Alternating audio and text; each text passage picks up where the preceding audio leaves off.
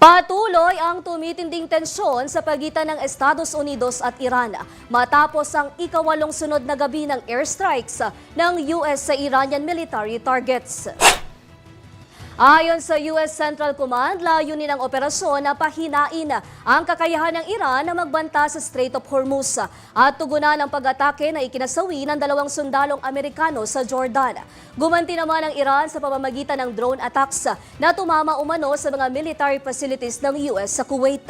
Nagkaroon din ng mga ulat ng pag-atake sa iba pang bansa sa Gulf region, kabilang ang Bahrain at Jordan. Dahil sa patuloy na bakbakan, umabot na sa 16 ang nasawing US servicemen mula nang magsimula ang labanan. Sinabi naman ng Iran na 50 katao na ang namatay at mahigit 500 ang sugatan sa mga airstrike ng US sa nakalipas na 3 linggo. Dahil sa lumalalang sitwasyon, naglabas ang US State Department ng worldwide travel alert sa mga Amerikano sa ibang bansa habang nanawagan ng European Union at Gulf countries na itigil ang lahat ng pag-atake at panatilihing bukas ang Strait of Hormuz.